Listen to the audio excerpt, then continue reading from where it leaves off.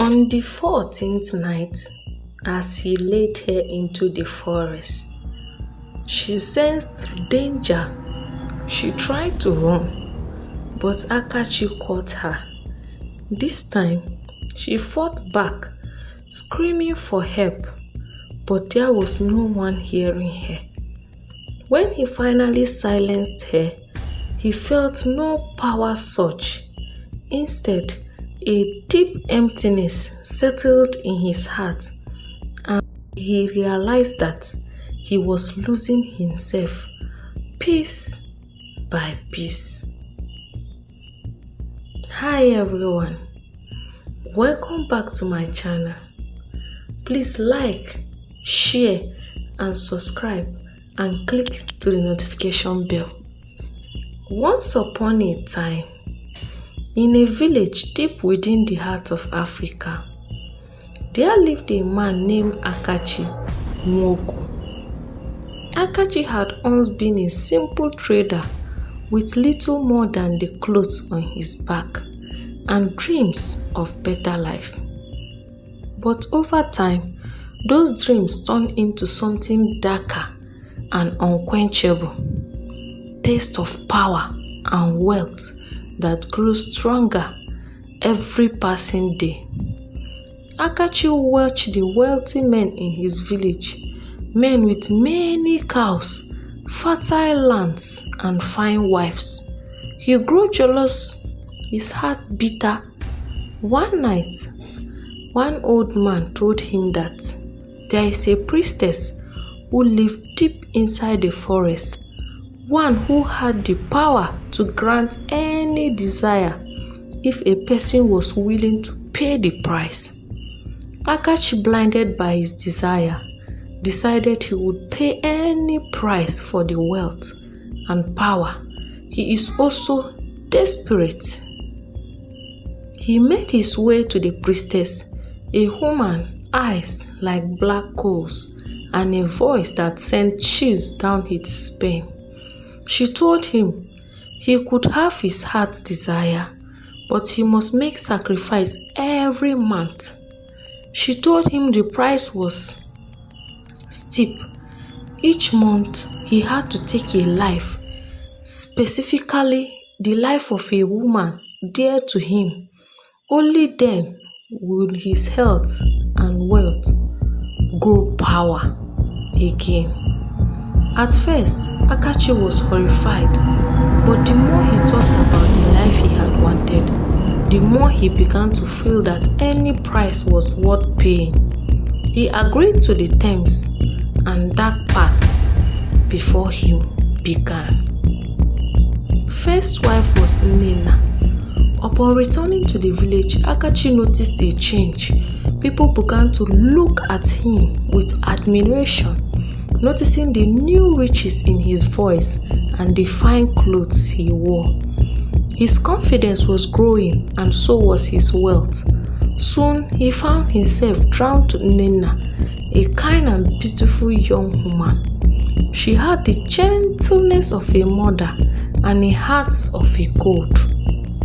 Akachi proposed to Nina, and her family was overjoyed. She became his first wife, and their wedding celebration filled with the village laughter and music. Nina trusted Akachi completely, feeling blessed to have found a man who would love her so much. But as the moon completed its circle, the day approached for Akachi to fulfill his dark promises. He felt a growing unease. He knew what he had to do, yet he tried to shake the thought, but each night he felt the urge pulling at him. He groaned in reminder of the promises he had made to the priestess. On the night of the 14th day, Akachi led Nina deep into the forest under a guise of romantic walk. She followed him, trusting him, believing him. The love he had shown her was so much that she couldn't even think of any other thing. When they reached a clearing, he whispered words of affection, telling her to close her eyes. and imagine their future together. Then, with trembling hands, he took out a ceremonial blade, the one given to him by the priestess. With a soft motion, he ended her life. Whispering apologies she could never hear, as he left her lifeless body in the forest. He could feel the power surging within him. His wealth increased, his status in the village rose, and he became even more respected. The second wife was Amara. Time passed, and people spoke in whispers of Akachi's tragic loss. But as months went by, he grew wealthier and his charm only increased. Soon, he found himself drawn to another young woman, Amara, who was known for her intelligence and beauty.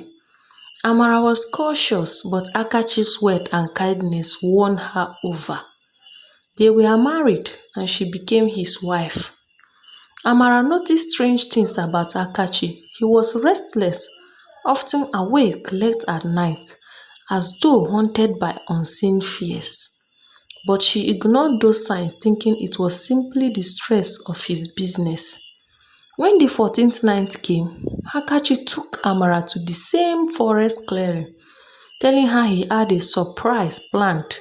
She smiled, her trust in him complete. He asked her to close her eyes, promising her a special gift. As he raised the blade, he hesitated, but the promise he had made entered into his mind, and he forced himself to fulfill the promise. Amara fell silently, her last breath taken by the man she loved. He returned to the village alone, claiming that wild animals had attacked them. The village mourned once more, but as Akachi's fortune grew, they soon forgot. The third wife, Ifunanya. When the time came to marry again, Akachi chose Ifunanya, a woman known for her laughter and lively spirit. She filled his house with joy, and for a moment he almost felt that he could keep her. But the power he held demanded more, and he knew that if he didn't make the sacrifice, he would lose everything. This time, as the 14th night approached, he became cold and distant. Ifunanya, sensing something was wrong, tried to comfort him. "Whatever is troubling you, we can face it together, my dear," she told him.